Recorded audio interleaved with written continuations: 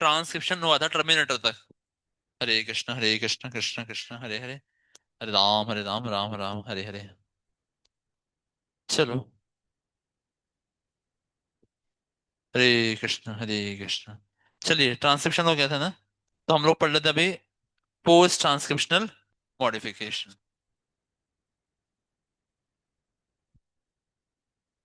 तो देखिए, हम लोगों ने पढ़ा था ट्रांसक्रिप्शन, जिसका मतलब होता है formation of RNA from DNA. DNA से हम आरएनए बना रहे हैं, उसको बोलते थे हम लोग transcription. But there is difference in the transcription of prokaryotes and transcription of eukaryotes. तो अभी क्या डिफरेंस है ट्रांसक्रिप्शन ऑफ यूकैरियोट्स और प्रोकैरियोट्स में? तो ध्यान से सुनना है सभी को, है ना? तो आप लोग टेबल बनाइए, डिफरेंस बिटवीन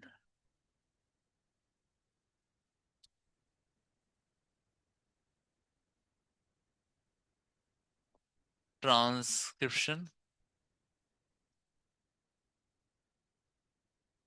प्रोकैरियोट्स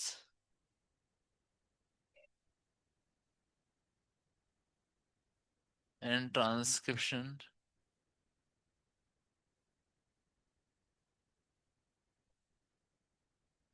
यूकैरियोट्स। सबसे पहले आता है कि लोकेशन कहां पर हो रहा है transcription. So in case of prokaryotes, transcription occurs in,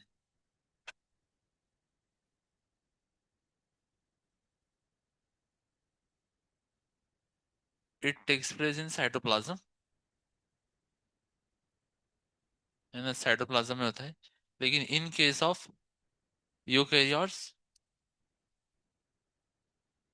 it occurs in nucleus,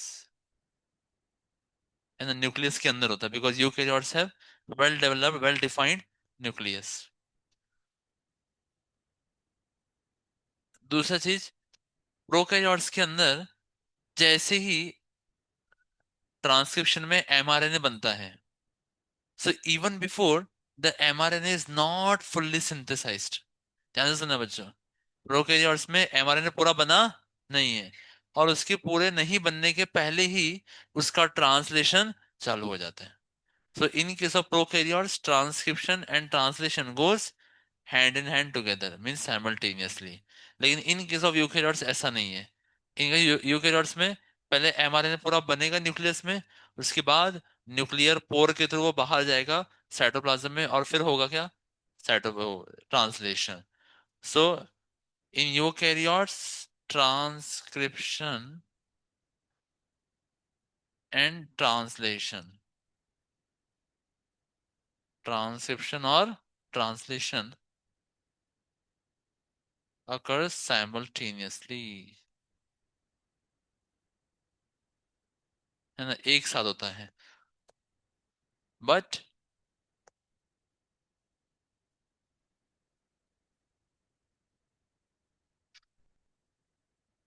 here it occurs, क्या? हाँ, हाँ, तो प्रोकर्स में साइमल्टेनियस है।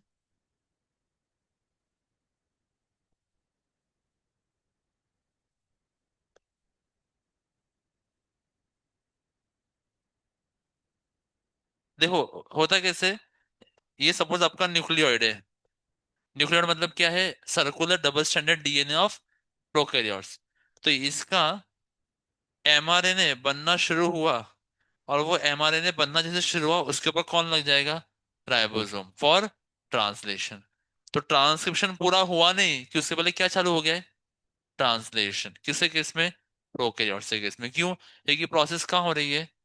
साइटोप्लाज्म में, है ना? और साइटोप्लाज्म में राइबोसोम प्रेजेंट है। यस और नो? यस। तो इसीलिए यहाँ पर दोनों साथ में होता है, लेकिन वहां पे साथ में होता है, दोनों वहाँ पे अलग अलग होता है। दूसरा, हमने देखा था कि एक ट्रांसक्रिप्शन यूनिट में तीन चीजें होती है: प्रमोटर, स्ट्रक्चरल जीन और टर्मिनेटर। तो स्ट्रक्चरल जीन का दूसरा नाम है सिस्ट्रॉन। क्या नाम है बच्चों? सिस्ट्रॉन। तो प्रोकैरियोट्स में जब एक एमआरएनए बनता है, एमआरएनए, एमआरएनए के अंदर एक से ज्यादा सिस्टम होते हैं, तो उसको हम बोलते हैं mRNA has many cistrons. Cistron, hence known as polycistronic. हाँ, क्या बोलते हैं उसको? पॉलीसिस्टोनिक। तो एमआरएनए इनके अंदर केवल एक स्ट्रक्चरल जीन है, कितने स्ट्रक्चरल जीन है? बहुत सारे स्ट्रक्चरल जीन है। और जब बहुत सारे स्ट्रक्चरल जीन है तो बहुत सारे क्या बनेंगे? प्रोटीन बनेंगे, because each structural gene is responsible for formation of one protein.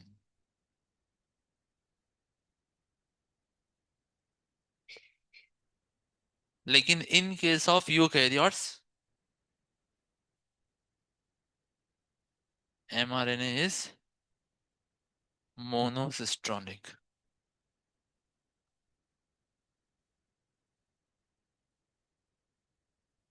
MRNA is monocistronic, उसमें केवल एक ही सिस्ट्रॉन प्रेजेंट है, मींस ओनली वन जीन।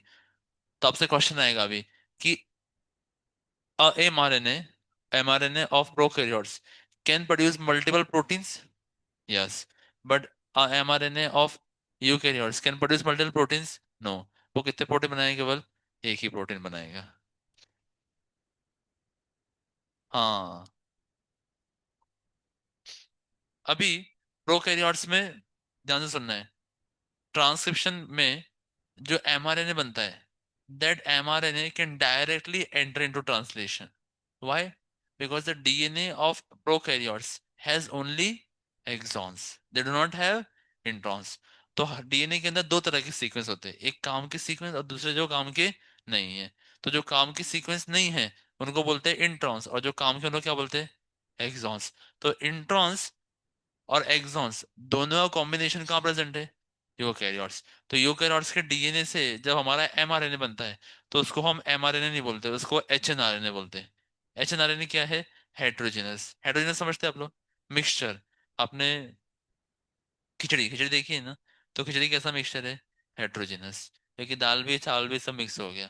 लेकिन सिर्फ चावल क्या है आपका? होमोजेनस। तो यहाँ पर इंट्रॉन्स एक्सॉन्स दोनों मिल गए, और उनके दोनों मिलने से जो आरएनए बना, वो आरएनए के अंदर एंट्रॉन्स भी है और एक्सॉन्स भी है। तो इसीलिए हम एक प्रोसेस करते हैं जिसमें हम इंट्रॉन्स को निकाल देंगे, सिर्फ क्या रखेंगे? एक्सॉन। उसको बोलते हैं हम लोग post transcriptional modification. So the RNA formed in prokaryotes has only exons. तो जो आरएनए बना है, it is functional mRNA. DNA in prokaryotes, DNA in prokaryotes has only exons. And exons are which type of sequences? Coding sequences, है ना? Coding sequences है।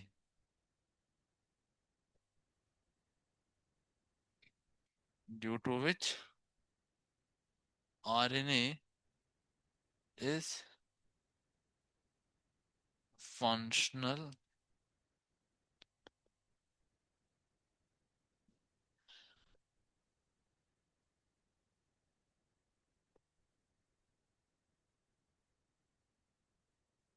immediately after formation. तो RNA अचानक से काम करता है। In eukaryotes DNA is having both. DNA के पास दोनों चीजें हैं। क्या दोनों चीजें हैं? Introns.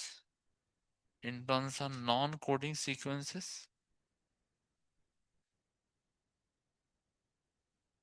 and exons,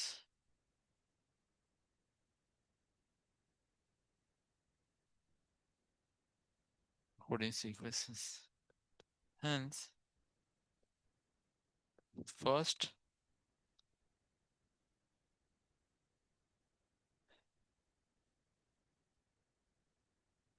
formation of HNRNA. पहले HNRNA बनता। What is HNRNA? Heterogeneous RNA.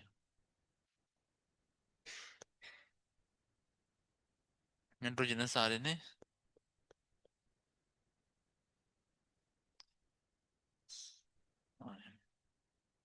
है। तो वहां पर डायरेक्ट फंक्शनल आरएनए नहीं बनता, वहां पे क्या बनता है, एच एन आरएनए। क्या हुआ संकेत, किसका फोन है भैया?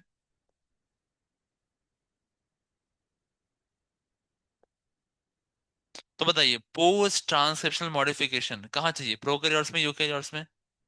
यूकैरियोट्स में। तो पोस्ट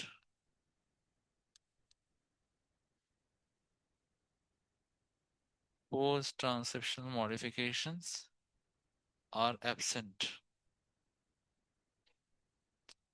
बट यहाँ पे पोस्ट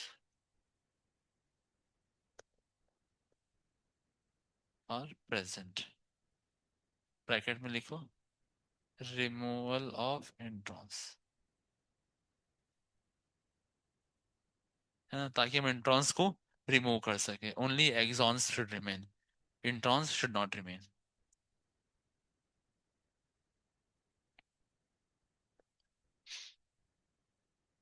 क्या समझ में नहीं आ रहा है? है तक सभी को?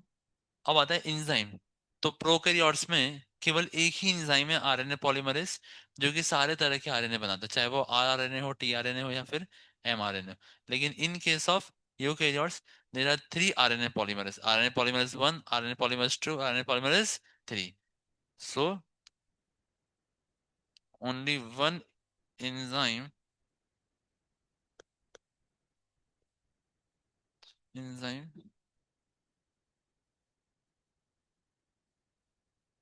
responsible for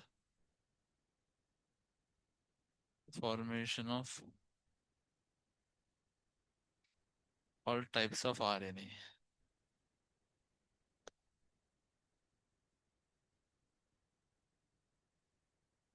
Three enzymes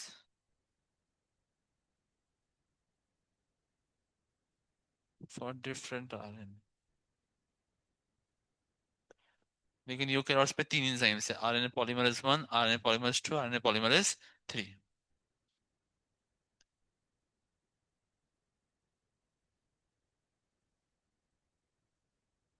ठीक है, याद रहेगा सभी को? So this are the main difference between the transcription of prokaryotes and transcription of eukaryotes. तो अभी मेन चीज आता है कि ये पोस्ट ट्रांसक्रिप्शनल मॉडिफिकेशन होता कैसे है। तो पहला इंसाइट है ना आपको, यूकैरियोट्स के ट्रांसक्रिप्शन में तीन एंजाइम के नाम दिए, आरएनए पॉलीमरेज 1, 2, 3, और उनके कौन से अलग आरएनए बनते हैं वो दिए है ना। तो वो आप लोग खुद पढ़ लेना, सिर्फ नाम ही आपको याद करना, 15S, 5 है ना, SN RNA, HN RNA, tRNA, 18.18 SRNA, 28 SRNA, 28.5 SRNA। This you all have to remember. This सभी को हम पढ़ रहे main, how does post transcriptional modification occurs.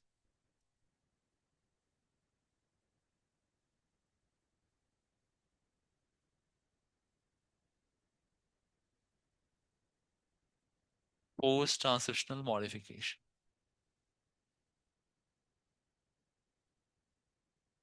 चलिए, तो हमको मॉडिफिकेशन करना है, और किसके बाद करना है, ट्रांसक्रिप्शन के बाद, इसलिए क्या बोला जा रहा है, पोस्ट। अभी क्या क्या मॉडिफिकेशन है, तो तीन मॉडिफिकेशन है। अभी हमारे पास जो आरएनए है उसको बोला जा रहा है HN RNA, एंड सपोज ये हमारा आरएनए है, this is 5' and this is 3'। और ये चूंकि HN RNA है, हमको इंट्रॉन्स और एक्सॉन्स अलग अलग दिखाना पड़ेगा। तो this is suppose exon 1, this is exon 2 and exon 3। This is intron 1, 2, your intron 4। Clear सभी को? Now the first step, this is our HNRNA। हाँ, कहीं कहीं आपका एनसीईआरटी में जो एमआरएनए है ना, वो एमआरएनए का आपको दूसरा नाम दिखेगा, प्राइमरी ट्रांसक्रिप्ट। याद रखना है आपको, आरएनए क्या बोलते हैं, primary transcript. MRNA is called as primary transcript. तो अभी हमारा एचआरएनए है, तो पहला मॉडिफिकेशन क्या कर रहे हैं हम, पहला मॉडिफिकेशन है 5' कैपिंग। तो आपने देखा होगा, कोई वो फंक्शन होता है, बहुत बड़ा कोई प्रोग्राम है, तो वहां बहुत सारे वॉलंटियर्स लगते हैं, यू सीन दैट। और वो वॉलेंटियर्स को अलग दिखाने के लिए बाकी सबसे क्या करते हैं, है ना, कभी कपड़े बदल देते हैं उनके, शर्ट बदल देंगे, टी शर्ट बदल देंगे, और ज्यादा पैसा नहीं तो क्या बना दे, टोपी पहना दो भैया। जिन्होंने टोपी पहनी है वो सब कौन हो गए, हमारे वॉलेंटियर्स। तो अभी हम लोग क्या कर रहे हैं, एमआरएनए को टोपी पहना रहे हैं, इसलिए क्या बोल दिया है, कैपिंग। और टोपी कौन से एंड पे पहना रहे हैं, 5' एंड पे।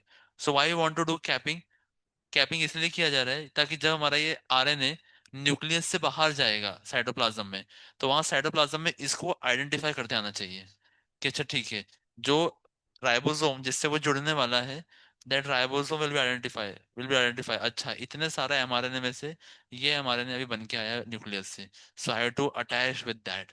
So to identify the mRNA among other mRNAs, there is a process of called as capping. तो कैपिंग में किसका कैप, का टॉय बना रहे हैं, सिल्क का, जूट का, कॉटन का, है ना। तो बोला जा रहा है NCERT says 7 methyl गुएनोसाइन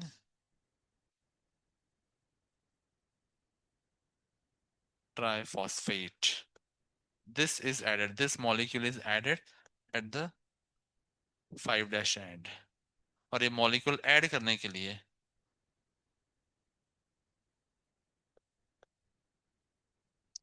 the enzyme required is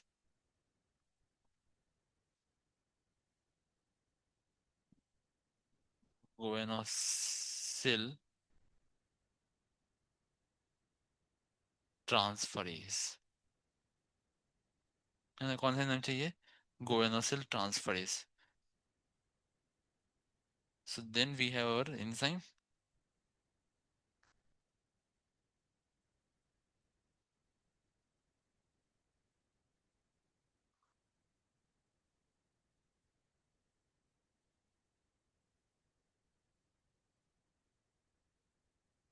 and this is how you add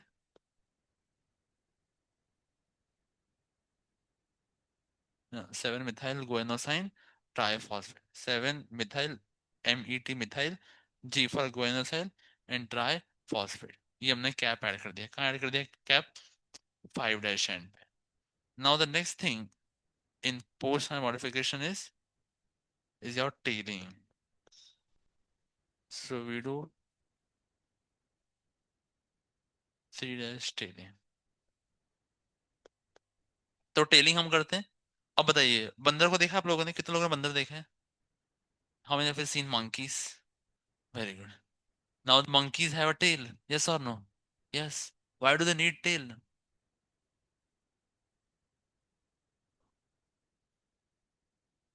balance, कान नहीं,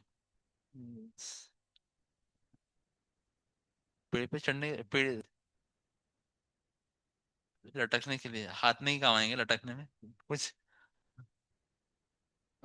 वॉइस क्यों चाहिए, पूछ क्यों चाहिए, आग लगाने के लिए क्या? बच्चों क्यों चाहिए, when you have seen they are using their tails, लटकने के लिए, पूछ ऐसा रोल रहा के लटक जाते हैं,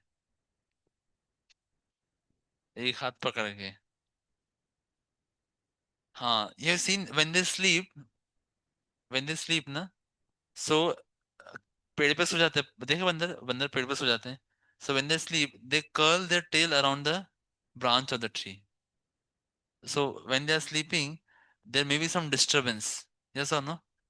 So their disturbance they come to know through the tails, their tails are very sensitive।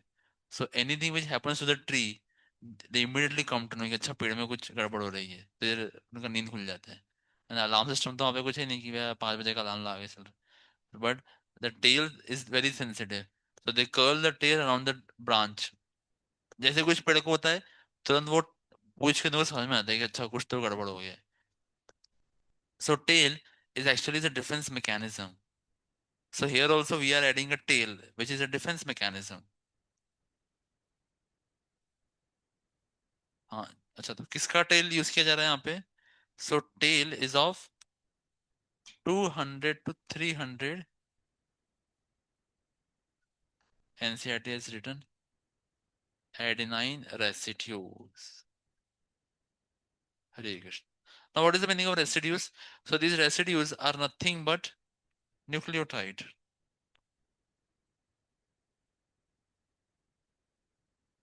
ऐसे न्यूक्लियोटाइड जिनके अंदर क्या है, एडेनिन नाइट्रोजनस बेस। और ये कौन सी एंड पे ऐड कर रहे हैं हम लोग, 3' and. The enzyme required is poly A polymerase। Poly, poly का मतलब क्या होता है बच्चों, बहुत सारे, मेनी। क्या बहुत सारे ऐड कर रहे हैं हम लोग, ए, एडेनिन रेसिड्यूज ऐड कर रहे हैं, इसीलिए पॉली ए। और ऐड कर रहे हैं सबको मिला के, एक पॉलीमर बना रहे हैं, इसलिए क्या बोल दिया, पॉलीमरेज। तो एंजाइम का नाम क्या हो गया, पॉली ए पॉलीमरेज। हाँ, तो हमारे पास mRNA है, 5' and 3' and we have introns and exons, and we are adding a tail of adenine residues।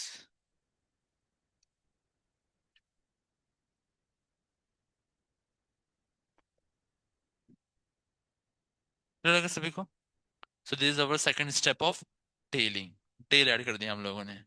तो tailing actually protects the mRNA from degradation, क्योंकि बाहर साइटोप्लाज्म में बहुत सारे एंडो न्यूक्लियस एंजाइम्स है। कौन से एंजाइम है, और एक्सो न्यूक्लियस। ये एंजाइम किस तरह काम करते हैं, अरे एंजाइम का काम क्या होता है, molecular scissor.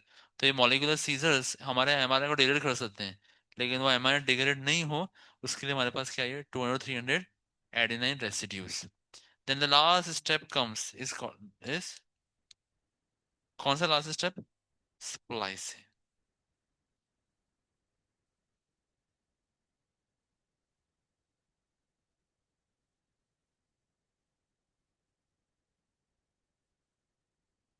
The next step is splicing.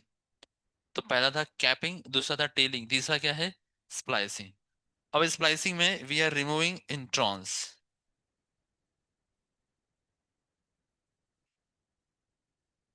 Removal of introns is called as splicing.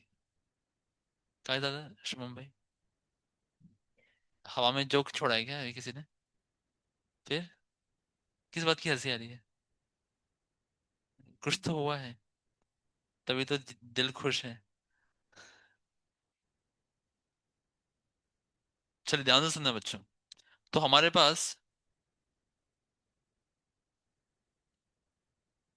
एक है SN RNA। क्या है एक, SN RNA। What is the meaning of SN RNA?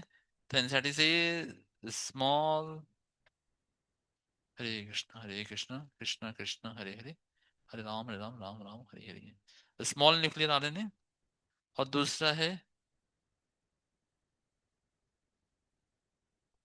Ribo nucleo protein. इन दोनों को जोड़ दो, SN RNA और किसको, राइबो न्यूक्लियो प्रोटीन। तो जब SN RNA और राइबो न्यूक्लियो प्रोटीन दोनों जुड़ जाते हैं, तो बनता है SNRNP। क्या बन जाता है बच्चों, SNRNP, है ना, ये याद रखना। Small nuclear RNA plus ribo nuclear protein दोनों जोड़ दिए, तो जोड़ने का क्या बन जाएगा, SNRNP। नाउ वी हैव अवर,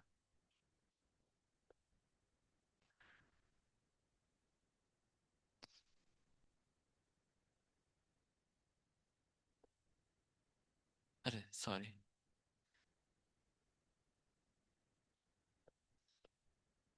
तो अभी ये SNRNP ध्यान से सुनना है, ये SNRNP आएंगे and they attack introns here. अभी इमेजिन करो कि ये इंट्रॉन्स है पिंक वाले, ऊपर एक्सॉन्स लिखे थे इनको, लेकिन अभी ये क्या होगा, इंट्रॉन्स। देखो वायर, दिखाओ तुम्हारा ईयरफोन, ईयरफोन था ना, ईयरफोन नहीं तोड़ेंगे, चिंता मत करो। देखो ये ईयरफोन है, सॉरी, ये MRNA है क्या बच्चों, ये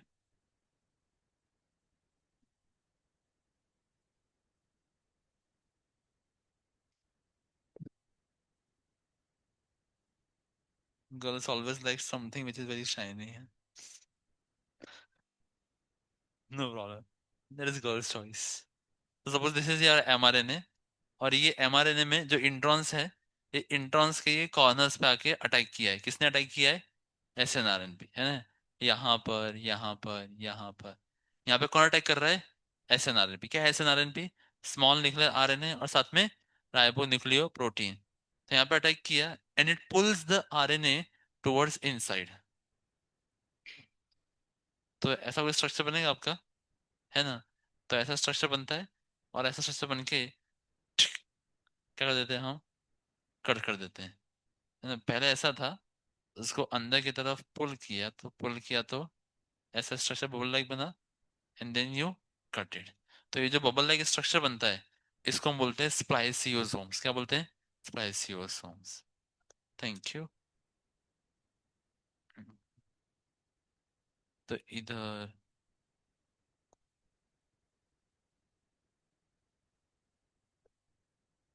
and then it pulls them. ऐसे इसको यहाँ पर अटैक करके करेंगे.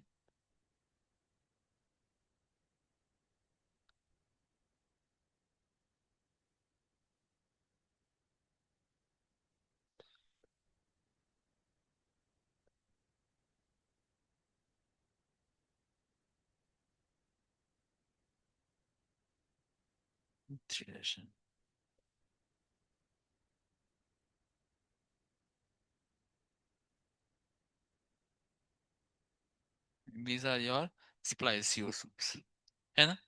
अब इनको कट कर देंगे हम. और जैसे कट करेंगे तो सिर्फ क्या बच जाएगा? Only remains is exons.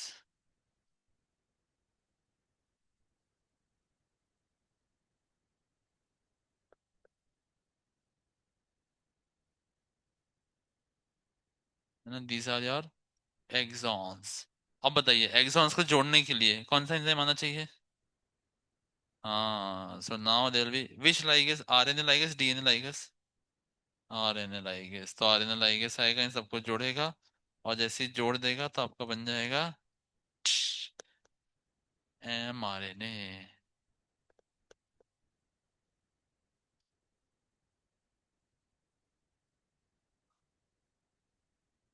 So now this is your काम का functional mRNA.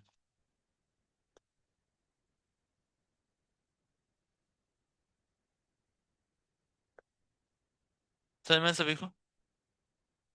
Now this mRNA is ready to go out to the cytoplasm for translation.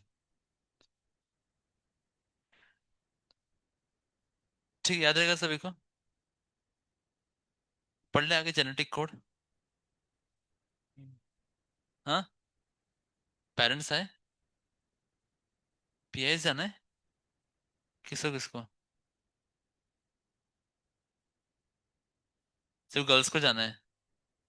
Pi.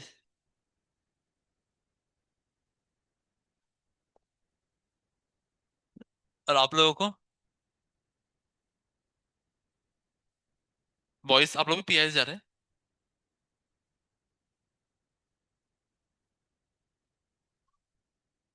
Genetic code में टाइम लगेगा बेटा.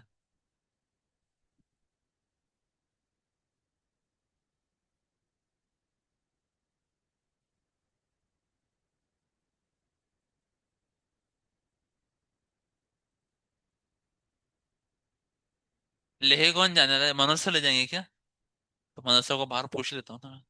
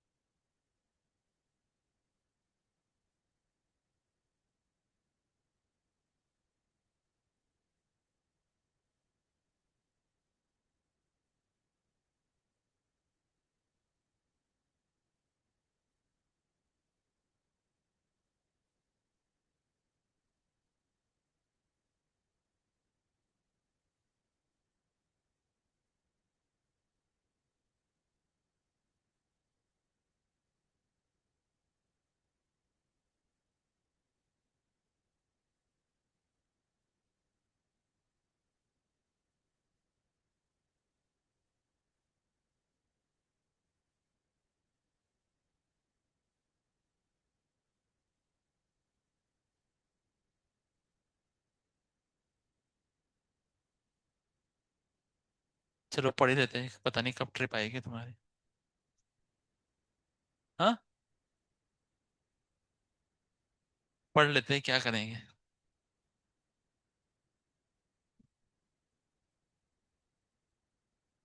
हाँ। अरे आराम किया तुम लोगों ने, आज को ज्यादा पढ़ा नहीं है। 4 बजे, क्या 4 बजे? विठल सर? क्यों सेटअप निकालेंगे?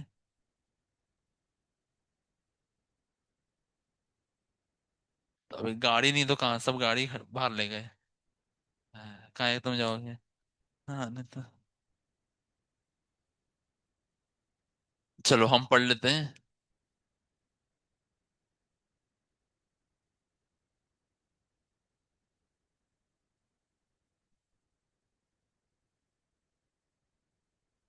हाँ।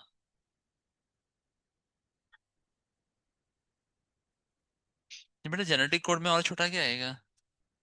जेनेटिक कोड समझ में नहीं आया तो फिर क्या आएगा?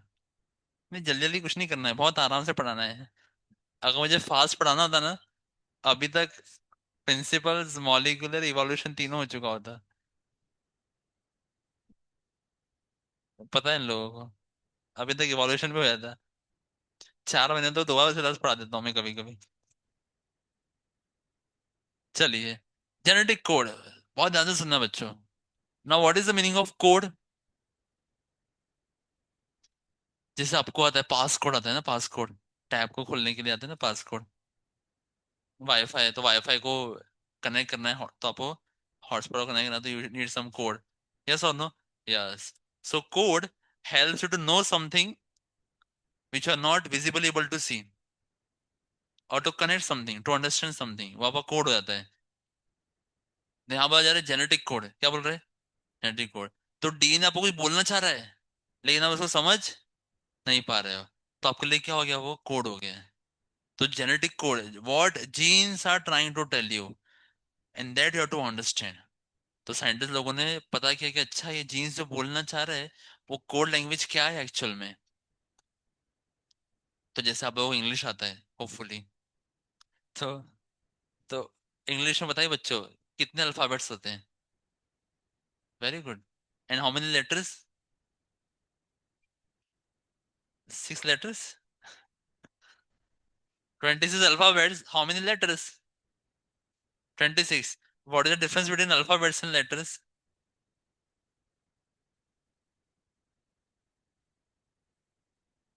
अरे, हाँ, क्या बोल रहे हैं? अभी सीखने थे?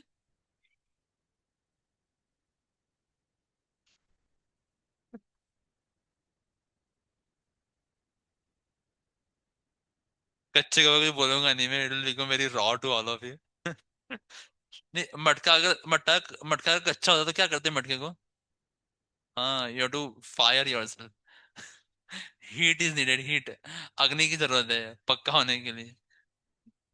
हरे Krishna. So what is the difference between alphabet and letters? Letters, अच्छा, no problem. You can find out in your leisure time what is the difference between alphabet and letter. Hare Krishna. ध्यान से सुनिए बच्चों. So like that you have 26 alphabets. Now from these 26 alphabets, you can produce wonderful words in English. Yes or no? Yes. And each word carries different numbers of alphabets in it. Yes or no? Yes. But in genetics, it is not the law. यहाँ पर हमारे पास केवल 4 ही alphabets हैं। कितने alphabets हैं? 4। क्योंकि DNA के अंदर the types of nucleotides are how many? Only 4। कौन कौन से? Adenine, guanine, cytosine and uracil, oh thymine. So the language of DNA has only alphabets. Sorry, Hare Krishna.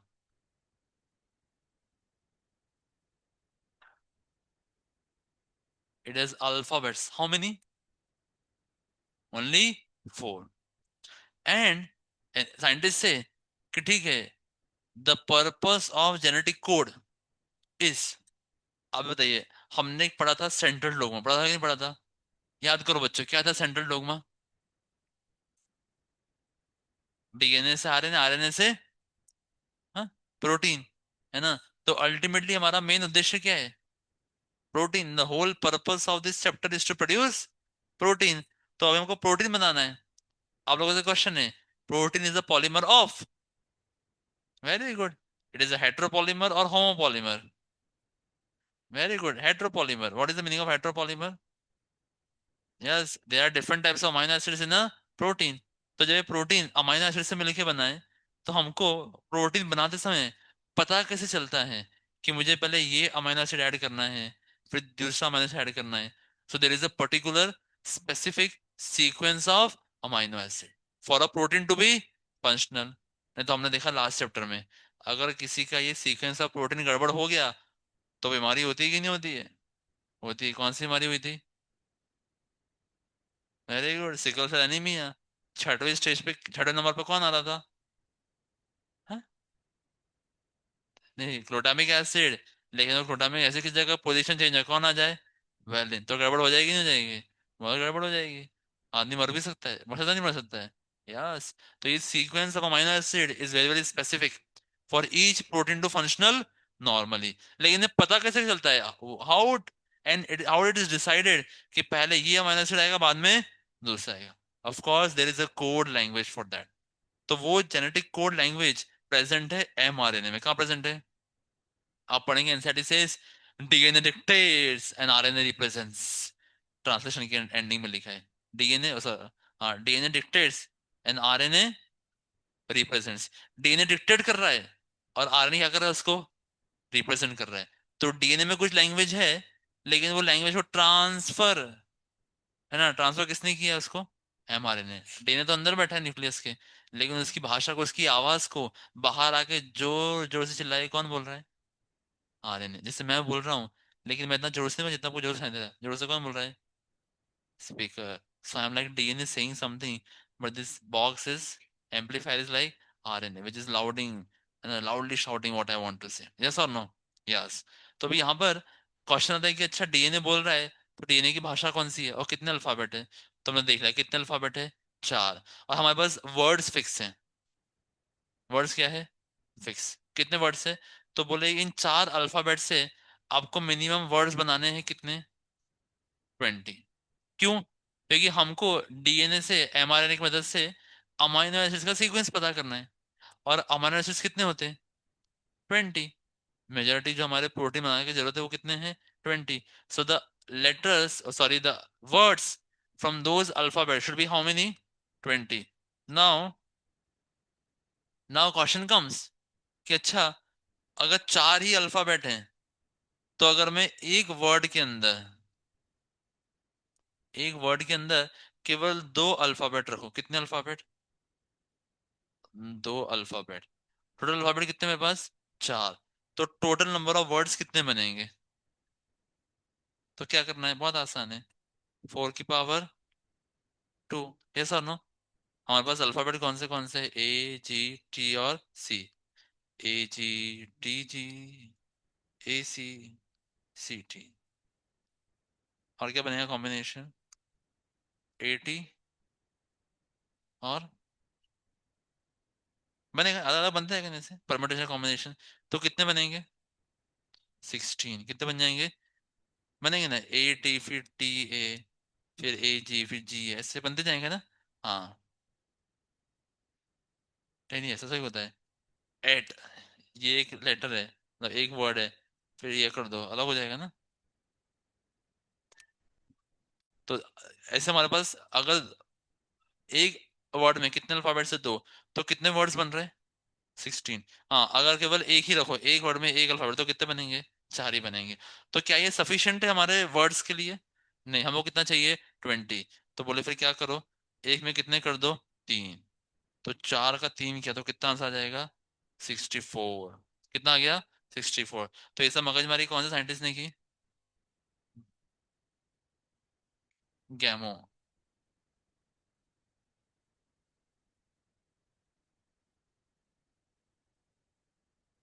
क्या साइंटिस्ट नाम है बच्चों?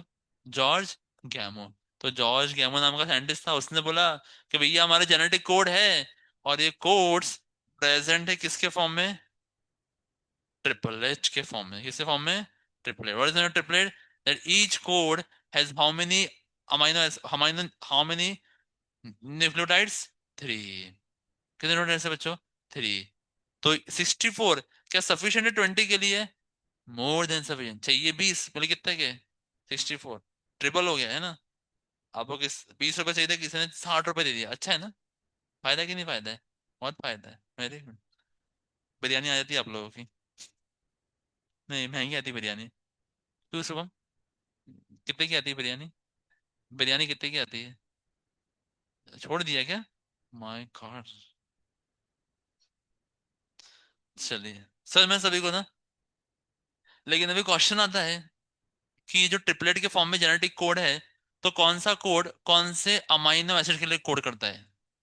What is the logic behind that?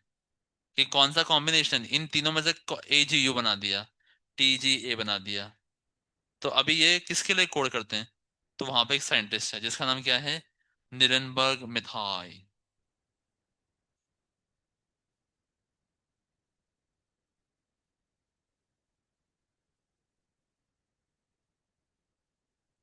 क्या नाम है साइंटिस्ट का बच्चों? निरनबर्ग, निरनबर्ग मिथाई। मिठाई खाते थे बहुत, इसलिए नाम है इनका निरनबर्ग मिठाई। अभी निरनबर्ग साइंटिस्ट ने क्या किया? इन्होंने एक टेस्ट ट्यूब लिया, और इस टेस्ट ट्यूब के अंदर उन्होंने केवल एक ही तरह के बहुत सारे न्यूक्लियोटाइड्स लिए। Multiple nucleotides, but they all are of same type. YouTube आ गया है क्या 4 बजे का? तो हरे कृष्ण। क्या यूट्यूब वाला?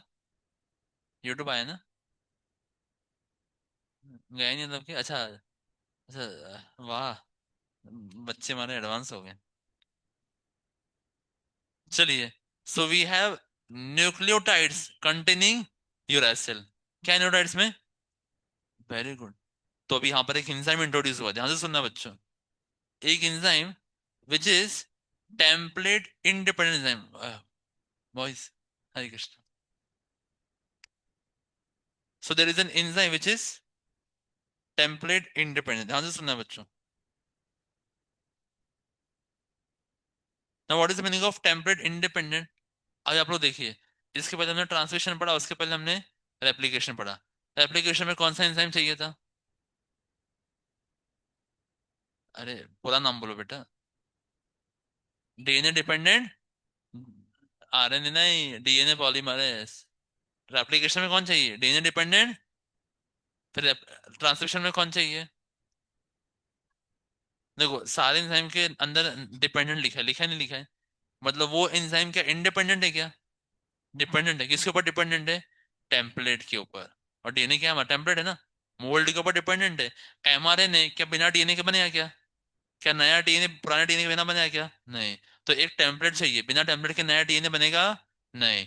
लेकिन यहाँ पर जो एंजाइम इंट्रोड्यूस किया गया वो कैसा एंजाइम है? Template independent. उसको कोई मोल्ड नहीं चाहिए, गणपति मिट्टी से बना देगा वो। उसको मोल्ड चाहिए क्या? नहीं। उसको मिट्टी दी आपने, क्या कर देगा वो? गणपति की मूर्ति बना के दे देगा। आपने जो दिया उसको वो बना दे देगा आपको। तो उसको बोलते हैं हम लोग टेम्पलेट इंडिपेंडेंट। तो एंजाइम का नाम क्या है? तो बोलते हैं सेवेरा ओकाओ एंजाइम।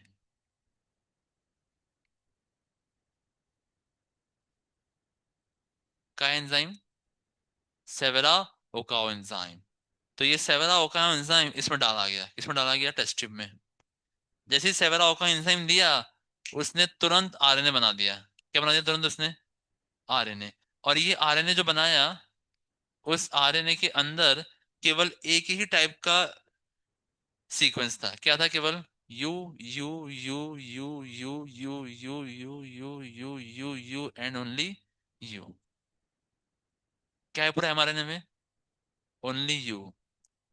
और फिर इस एमआरएनए का उन्होंने करवाया ट्रांसलेशन। क्या करवाया बच्चों? ट्रांसलेशन। और जब ट्रांसलेशन करवाया, तो ट्रांसलेशन के बाद क्या बनता है बच्चों? ट्रांसलेशन के बाद क्या बनता है? प्रोटीन। क्या बनता है? और प्रोटीन के अंदर क्या होते हैं? प्रोटीन के अंदर क्या होता है? दूध। क्या होता है भैया प्रोटीन के अंदर? क्या होता है? वेरी गुड, बोलो ना, जोर से, डर का रहे आर्यन भाई। क्या होता है प्रोटीन के अंदर? Very good, amino acids. तो यहाँ पर अमाइनो एसिड्स थे प्रोटीन में, और कितने तरह के अमाइनो एसिड्स थे? Only one type. तो बोले कौन सा अमाइनो एसिड था? This protein was made up of only one amino acid known as phenylalanine. तो उनको समझ में आया, अच्छा ये फिनाइल एडेनिन को कोड करने वाला जो ट्रिपलेट है वो कौन सा है? You you you. याद आएगा सभी को? यस। अभी उन लोगों ने बोला, अच्छा ये तो हमारा जो आरएनए बना, ये आरएनए केवल यू से बना था, तो इसको उन्होंने बोल दिया होमोपॉलीमर। क्या बोल दिया बच्चों?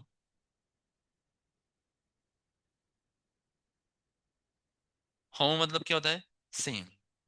तो सेम टाइप के बेसिस थे, इसलिए उसको क्या बोल दिया? होमोपॉलीमर। अब इन्होंने बोला कि हेट्रोपॉलीमर बनता है क्या? तो बोले ट्राई करते चलो। तो एक साइंटिस्ट है जिनका नाम था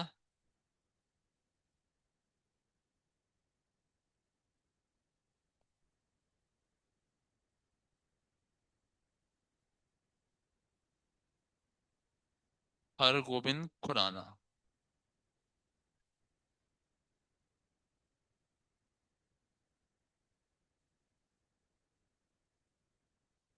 हरगोबिंद सिंह है क्या, कि हरगोबिंद ही है केवल? हाँ, है ना? अच्छा। नहीं, जब मैं पढ़ाता था ना, तो हमारे कॉलेज के स्कूल में बच्ची थी, उसके पिताजी का नाम था हरगोविंद खुराना। मतलब पेरेंट्स टीचर मीटिंग में आए तो बोले, मतलब सर आपका नाम? तो बोले हरगोविंद खुराना। मतलब बाप रे, हमारे साइंटिस्ट आ गए क्या? चलिए, नाउ इन्होंने क्या किया, इन्होंने दो सीक्वेंस रखे थे, मतलब दो न्यूक्लियोटाइड रख दिए, सी रख दिया और साथ में यू। एंजाइम कौन सा यूज करेंगे? सेवेरा ओकाओ। OCHAO है क्या, कि यही है? ऊपर से ही लिखा था स्पेलिंग। सही है ना? सेवेरा ओकाओ एंजाइम। और ये एंजाइम जैसे ही ऐड किया, तो मुझे बताइए,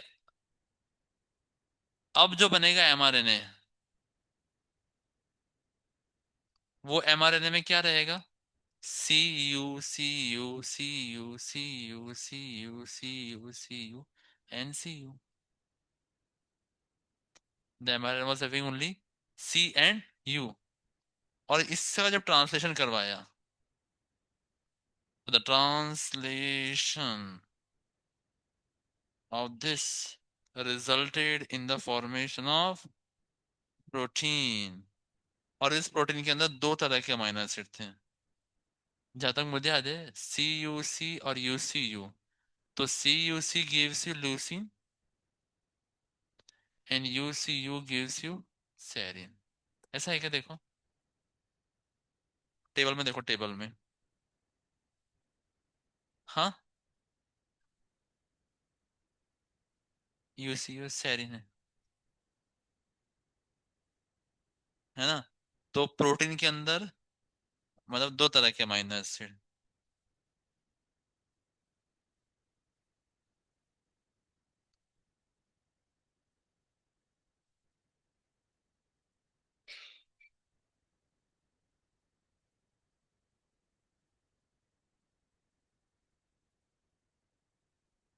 like that the protein was formed.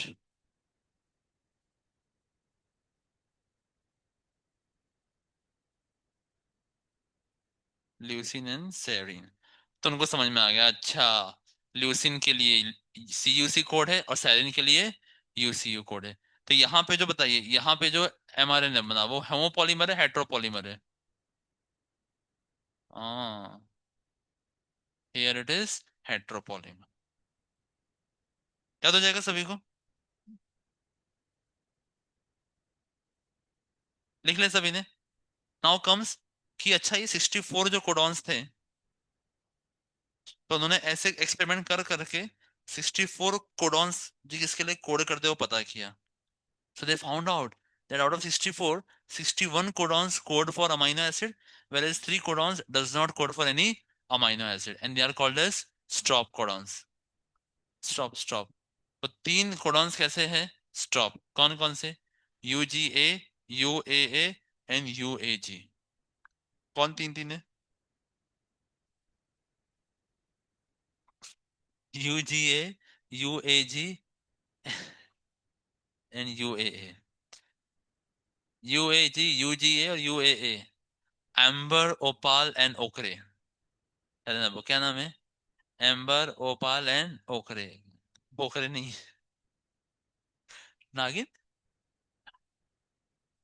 क्या बोल रहे हो? क्या बोला ये? कुछ तो बोले तुम। ठीक है। तो ठीक है, तो आप लोग लिखिए, अभी हेडिंग डालिए, properties of genetic code. Properties of genetic code. Time है ना हमारे पास कि नहीं है? एक चेक करो, नहीं तो पता चला पूरी ट्रिप गई, आप लोग यहीं बैठ के ही रह गए, तो बाद में मुझे छोड़ना पड़ रहा है आप लोगों को, ऐसा नहीं हो जाए। ये बता के चेक करो, ट्रिप जा रहा है क्या? हम्म। हाँ। अरे चेक तो करो जाके। मनोज सर बाहर खड़े होंगे ना, गाड़ी होगी ना खड़ी।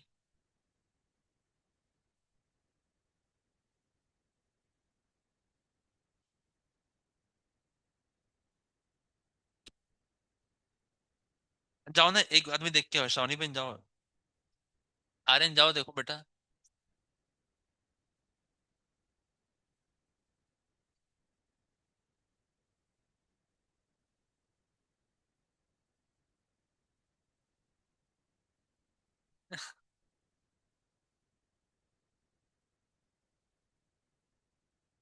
ये ट्रिप पता जाएगी कैसे? पता चलता है? बुलाने आते हैं क्या आप लोगों को?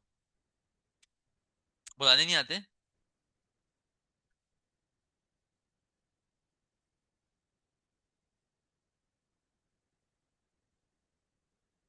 अरे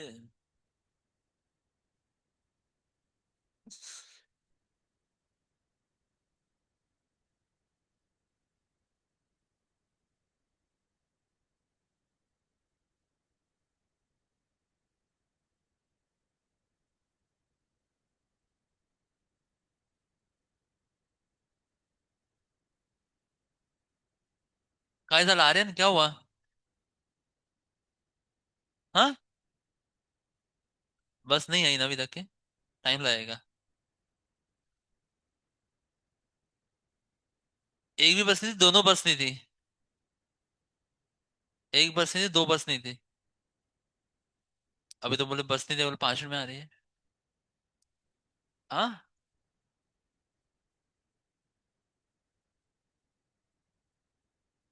और हाँ।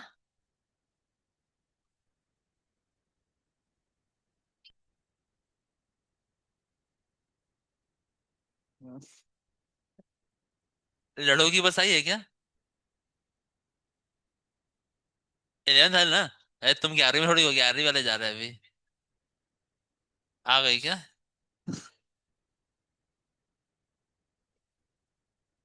ठीक है। तो प्रॉपर्टीज ऑफ जेनेटिक हम लोग कल पढ़ेंगे, ठीक है ना? चलो, हरे कृष्णा।